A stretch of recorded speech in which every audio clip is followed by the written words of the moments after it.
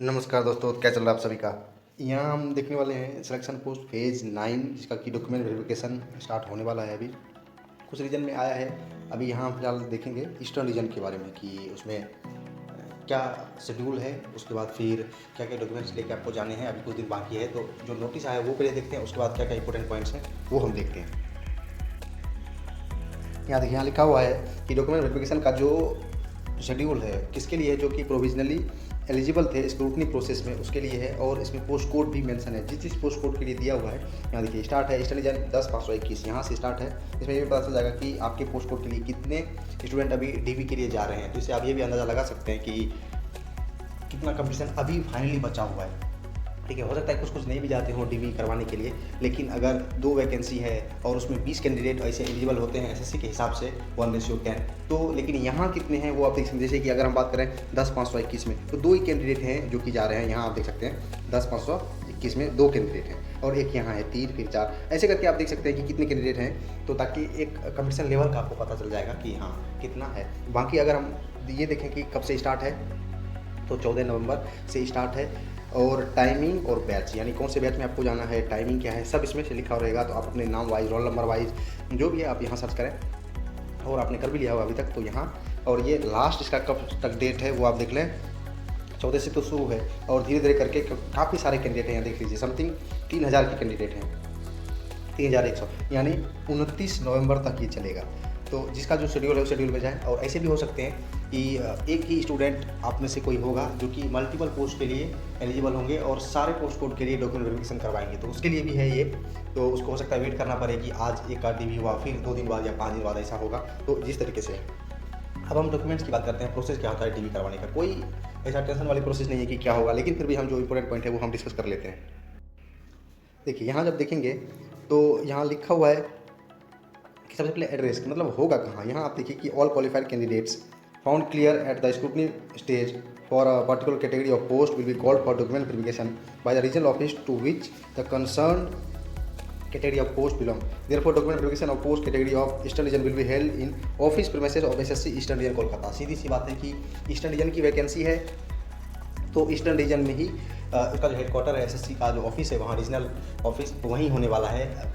ये बहुत ही कम चांस होता है कि अपना शिफ्ट करवा लें, क्योंकि कई बार ऐसा होता है कि कोई वेस्टर्न रीजन के हैं और वो चाहेंगे कि वेस्टर्न रीजन का जो हेडक्वार्टर मुंबई है वहीं उसका डीवी हो जाए। ये इसमें मेल वगैरह करना पड़ता है और बहुत ही लंबा प्रोसेस हो जाता है और रिस्क भी है। इसलिए ये बात आप फॉर्म भरने के समय ही सोच लें कि जिस रीजन के लिए आप भर रहे हैं वहाँ का जो रीजनल ऑफिस है वहीं आपको डीवी के लिए जाना ही पड़ेगा। ठीक है, तो सीधा सीधा इसने लिख दिया। अब आगे हम देखते हैं कि डॉक्यूमेंट्स कौन से हैं। सबसे पहले इसके अनुसार देख लेते हैं इसने कौन कौन सा डॉक्यूमेंट्स बोला है। वो जब आप देखेंगे तो आपको सीधा सीधा पता चलेगा। इन व्यू ऑफ द अबव कौन कौन सा आपको लेके जाना है, ये तो क्लियर है कि office of SSC eastern region Kolkata on the schedule date and time along with. अब क्या क्या लिखा, डेट और टाइम फिक्स है, उसमें आप चेंज नहीं कर सकते। देखिए ऐसा हो सकता है कि अगर लेट हो जाए या ऐसा कुछ हो तो वहाँ कुछ वो कॉपरेट कर दें, लेकिन आपको बिल्कुल रिस्क लेना नहीं है। जो टाइम है उसी पे जाना है और जो बैच है उसी पे जाना है, जो डेट है उसी पे जाना है। लेके क्या जाना है, कॉल लेटर तो मैंडेटरी है, कॉल लेटर के बिना तो कुछ नहीं, कॉल लेटर लेके जाना है। इसने शॉर्ट में लिख दिया other relevant documents and certificate, सीधा सीधा मतलब ओवरऑल इसने दे दिया कि भाई तुम ये लेके आओ। तो मतलब यहाँ डॉक्यूमेंट्स की अगर बात है तो क्या डॉक्यूमेंट्स लेके जाना है। तो डॉक्यूमेंट्स में अगर हम देखें तो डॉक्यूमेंट्स में 3 लेवल हैं। 3 लेवल मतलब अब 10th लेवल है, 12th है और ग्रेजुएशन एंड एबव लेवल है। तो हो सकता है कि आपका 10th लेवल का हो, तो 10th लेवल जो कि मिनिमम है उसमें आपको 10th का सर्टिफिकेट तो चाहिए ही चाहिए। अगर मार्कशीट है अलग से, हर बार मैं ये डिस्कस करता हूँ कि सर्टिफिकेट और मार्कशीट अलग अलग भी होता है और सेम भी होता है, वो बोर्ड पे डिपेंड करता है। तो आपको अच्छे से पता होगा कि आपने किस बोर्ड से किया है, तो आपका सर्टिफिकेट और मार्कशीट सेम ही है या अलग अलग है, वो लेके जाना है। ये जो अभी एडमिट कार्ड आएगा डीवी का वो लेके जाना है। उसके बाद बात आती है अब कास्ट सर्टिफिकेट। अगर आपने किसी कैटेगरी से आप बिलोंग कर रहे हैं और उसका अगर लाभ लेना चाहते हैं तो वहाँ क्या होगा कि 2 तरीका है। अगर ईडब्ल्यूएस है, अगर मैं सबसे पहले ईडब्ल्यूएस की बात करूँ, ईडब्ल्यूएस से हैं और आपके पास रिलेवेंट सर्टिफिकेट है, यानी जो क्रूशियल डेट होता है फॉर्म भरने का, लास्ट डेट जो होता है वो क्रूशियल डेट होता है, उसके पहले का अगर बना हुआ है तो फिर ठीक है। कई सारे ऐसे भी कैंडिडेट होते हैं जिन्होंने अप्लाई तो कर दिया लेकिन या तो उन्होंने बनवाया नहीं या बन नहीं पाया, तो वहाँ एक सिंपली एप्लीकेशन आपको लिखना पड़ेगा कि मतलब नहीं है आपके पास ईडब्ल्यूएस सर्टिफिकेट, तो सीधी सी बात है वो वहाँ ले लेंगे उसको और आपका जो फाइनल रिजल्ट है वो अनरिजर्व कैटेगरी के अगेंस्ट जो वैकेंसी है उसके रिगार्डिंग वहाँ वो इशू करेंगे आपका रिजल्ट। उसके बाद बाकी जो भी कैटेगरी है, ओबीसी है, एससी है, एसटी है, सबका रिलेवेंट डॉक्यूमेंट चाहिए। सेंट्रल गवर्नमेंट की वैकेंसी है ये, तो उसी का फॉर्मेट, यानी उस लेवल पे जो बनता है वो आपका यहाँ चाहिए और विद इन क्रूशियल डेट चाहिए। नहीं तो क्या होता है कि प्रोविजनल मिलता है, उसमें भी कोई टेंशन की बात नहीं है। प्रोविजनल वो रिजेक्ट नहीं कर सकते अगर आपका क्रूशियल डेट के अंदर नहीं है। लेकिन हाँ ये है कि मतलब प्रोविजनल मिलता है, बाद में आपको फिर कुछ प्रूव करना पड़ता है कि हाँ उस टाइम टेन्योर जो था वो वाला टाइम, इसके पहले वाला, उसमें भी आप उसके कैटेगरी बिलोंग कर रहे थे, वो फिर डिपार्टमेंट को करना पड़ता है। यहाँ है कि आपको वो सर्टिफिकेट लेके जाना है, ओबीसी हो, एससी हो, एसटी हो या ईडब्ल्यूएस हो। जनरल वाले को कोई दिक्कत नहीं है, वो बस जैसे अगर 10th लेवल है तो 10th का सर्टिफिकेट ले जाएंगे, एडमिट कार्ड ले जाएंगे और फिर एप्लीकेशन फॉर्म आप एक बार लेके जाएं। क्योंकि क्या हुआ था एक बार, जब पिछली बार डॉक्यूमेंट वेरिफिकेशन हुआ था वेस्टर्न रीजन में, तो वहाँ क्या था, वहाँ स्टूडेंट से पूछा गया था कि एक फॉर्म दिया गया था फिल करने के लिए, उसमें था कि एग्जाम सेंटर कहाँ था। तो कई बार क्या होता है कि आपको अच्छे से याद होता है एग्जाम सेंटर कहाँ है, लेकिन सिलेक्शन पोस्ट का एग्जाम है कि बहुत दिनों बाद, मतलब बहुत ज़्यादा टाइम लगा था, एग्जाम कब हुआ है और डॉक्यूमेंट वेरिफिकेशन मतलब 1 साल 1.5 साल के बाद होता है। तो अगर आपने कहीं दूसरी जगह सेंटर ले लिया था, जैसे कि रह रहे हैं यहाँ और सेंटर तो कहीं भी चूज कर सकते हैं एसएससी के एग्जाम में, तो वो सेंटर हो सकता है याद ना हो, तो एक वो कॉलम था कि आप सेंटर आपको लिखना है सिटी। तो इसलिए एप्लीकेशन फॉर्म की भी एक कॉपी आप रखें साथ में, जो आपने भेजा था स्क्रूटनी के समय। उसके बाद देखिए यहाँ फोटोग्राफ दिया हुआ है, फोटोग्राफ भी आपको चाहिए। फोटोग्राफ कितने हैं, 4, यहाँ ये 4 हुआ है तो आप ज़्यादा ही ले जाए तो वही बेहतर है, तो 4 लिखा हुआ है उसने। उसके बाद आगे एक और पॉइंट दिया हुआ है, call letter link of the candidate will be activated on the website of SSCER। 7 नवंबर से कॉल लेटर का भी आ जाएगा और ये मेल या पोस्ट से नहीं भेजा जाएगा, तो आपको वेबसाइट से ही डाउनलोड करना है। Candidates are requested to download the call letters for the link, ये तो डाउनलोड आप कर सकते हैं वहाँ से। अब देखिए नंबर 4 पॉइंट क्या है, अभी जो मैंने बताया डॉक्यूमेंट्स के बारे में वो 10th के बारे में बताया। अगर ऐसे ही सेम अगर 12th और ग्रेजुएशन के बारे में अगर आपको देखना है तो 12th में भी जो मैक्सिमम है वहाँ तक आप ले जाएं। 12th की अगर बात है तो 12th का मार्कशीट और सर्टिफिकेट लेके जाना है, फिर 10th का लेके जाना है, बाकी सब सेम है।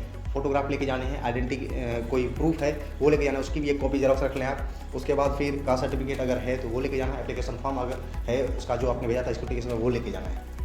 और अगर ग्रेजुएशन की बात हो, ग्रेजुएशन एंड एबव लेवल की बात, तो उसमें क्या ग्रेजुएशन का सर्टिफिकेट लेके जाना है। अगर ईयर वाइज आपका है मार्कशीट तो वो भी लेके जाएं, हो सकता है वो वहाँ मांग ले। और स्पेशल कोई है, क्योंकि ग्रेजुएशन लेवल सिंपल वैकेंसी बहुत कम थी, तो कोई अगर स्पेशल मांग रहा है, किसी में एक्सपीरियंस सर्टिफिकेट मांग रहा है या कुछ और डॉक्यूमेंट मांग रहे हैं वो, तो वो भी आपको लेके जाना पड़ेगा और जो भी उसमें डेट वाइज होगा वो लेके जाना पड़ेगा। सारे डॉक्यूमेंट्स यही आप मान लीजिए एक लाइन में अगर बोला जाए तो डॉक्यूमेंट वेरिफिकेशन में आपको क्या चाहिए, तो जो आपने स्क्रूटनी में जो आपने भेजा था वो सब के ओरिजिनल आपके पास होने चाहिए। एक्स्ट्रा में क्या होगा, फोटोग्राफ होगा और ये एडमिट कार्ड होगा, एप्लीकेशन फॉर्म तो वहाँ भी भेजा था और यहाँ भी लेके जाना था। ये सारे क्योंकि आप प्रोविजनली एलिजिबल हुए हैं, यानी आपका डॉक्यूमेंट बिल्कुल सही था, तो वही आपको ओरिजिनल फॉर्मेट में लेके जाने हैं। और उसके जेरॉक्स कॉपी भी 2 लेके जाएँ, क्योंकि वहाँ जेरॉक्स कॉपी वो रखेंगे और ओरिजिनल तो आपको फिर वापस कर देंगे चेक करके। तो ओरिजिनल लेके जाना है डॉक्यूमेंट्स का और उसके कम से कम 2 सेट बना के आपको लेके जाने हैं। उसके बाद नंबर 4 पॉइंट ये भी इंपॉर्टेंट है कि क्या है कि date time and venue of document verification is final. इसको आप बिल्कुल ध्यान में रख लीजिए कि ये फाइनल है। बाद में अगर ऐसा बोलेंगे कि मेरा मिस हो गया या ऐसा वैसा कुछ भी है तो फिर वो कंसिडर नहीं भी कर सकते हैं और नहीं ही करेंगे, ऐसा हो सकता है। And any request in regard to change in date time and venue of document verification will not be entertain, मतलब फिर बाद में कोई वो नहीं होने वाला। इसलिए ये ध्यान में रखिए कि जो है फुल एंड फाइनल है वहीं आपको जाना पड़ेगा। अब आगे देखते हैं, ये तो डॉक्यूमेंट का हो गया। अब एपीआर कहाँ होना है, वही बात यहाँ है कि डेट टाइम एंड वेन्यू ये फाइनल है। आपको एसएससी का जो ओरिजिनल ऑफिस है कोलकाता में, वहीं आपको जाके एपीआर होना है। और डॉक्यूमेंट भी मैंने बता दिया एक बार और, अगर फाइनल आप देखना चाहते हैं कि क्या क्या लेके जाने हैं तो यहाँ देख लें कि जो भी तीनों है, 10th है, 12th है, ग्रेजुएशन है। तो टॉप जो जैसे 10th है तो 10th का सर्टिफिकेट मार्कशीट लेके जाना है, कास्ट सर्टिफिकेट लेके जाना है, फिर फोटोग्राफ लेके जाना है, एप्लीकेशन फॉर्म लेके जाना है, कोई एक आइडेंटिटी प्रूफ है तो उसका भी रख लें। ये सारे ओरिजिनल और इसके 2 सेट क्या है कि जेरॉक्स कॉपी लेके जाएं, ठीक है। फिर 12th का है तो पहले 12th का लेके जाएंगे, फिर 10th का लेके जाएंगे। सर्टिफिकेट की बात हो गई। फिर कोई एक्सपीरियंस सर्टिफिकेट के आधार पे आपका सिलेक्शन हुआ है, कोई टेक्निकल सर्टिफिकेट है तो वो लेके जाएं। उसके बाद फिर फोटोग्राफ, यहाँ भी बस सेम ही होगा, फोटोग्राफ लेके जाएंगे। फिर सर्टिफिकेट कोई होगा तो वो लेके जाएंगे, कास्ट सर्टिफिकेट, ये सब। फिर फोटोग्राफ, फिर एप्लीकेशन फॉर्म, फिर आइडेंटिटी प्रूफ और एक कॉपी जेरॉक्स। और ओरिजिनल जितने उसके 2 कॉपी कम से कम जेरॉक्स रख लें। ग्रेजुएशन एंड एबव में भी वही है, पहले ग्रेजुएशन का सर्टिफिकेट लेके जाएंगे और उसका भी एबव है, कोई MSc लेवल का है या MA लेवल का है तो वो वाला लेके जाना है आपको। फिर 12th का, फिर 10th का, फिर का सर्टिफिकेट लेके जाना है। फिर फोटोग्राफ ओरिजिनल में और का सर्टिफिकेट है वो लेके जाने हैं। जितने भी ओरिजिनल डॉक्यूमेंट होंगे उसके 2 सेट कम से कम आप जेरॉक्स रखेंगे। और फिर एडमिट कार्ड तो रहना ही रहना है, ये सारा लेके जाना है। बिल्कुल ज़्यादा समय भी नहीं लगता इसमें, कभी कभी वो डिपेंड करता है वहाँ के सर्वर पे। और दूसरा है कि किसी के डॉक्यूमेंट को कोई दिक्कत नहीं होनी चाहिए, क्योंकि जब भी ये बैच वाइज होता है डॉक्यूमेंट वेरिफिकेशन, उसमें होता है कि अगर कोई हो सकता है कि कोई ऐसे कैंडिडेट आ गए जो कि फेक टाइप से, फेक कहने का सेंस इसमें थोड़ा सा डाउट हो जाता है। अगर डाउट हुआ, जैसे कि मान लेते हैं आपका बैच नंबर 1 है, ठीक है, इसमें 15 कैंडिडेट का करवाना है उनको, और कोई एक स्टूडेंट आया जिसमें थोड़ा सा डाउट हुआ, हैंड राइटिंग हो चाहे कुछ भी हो, या सर्टिफिकेट के लेकर के कोई इश्यू हो गया, कास्ट सर्टिफिकेट को लेकर उसी हो गया, ठीक है। तो मेन पैरेलली क्या होता है कि बैच 1 बैच 2 ऐसे करके अलग अलग चलते रहता है। तो एक बार डिले हो गया तो बाकी पीछे का डिले तो हो सकता है आपका 1 घंटा 2 घंटा लगेगा, नहीं तो विदिन 1 आवर आपका कंप्लीट हो जाएगा, वहाँ ज़्यादा समय लगेगा नहीं।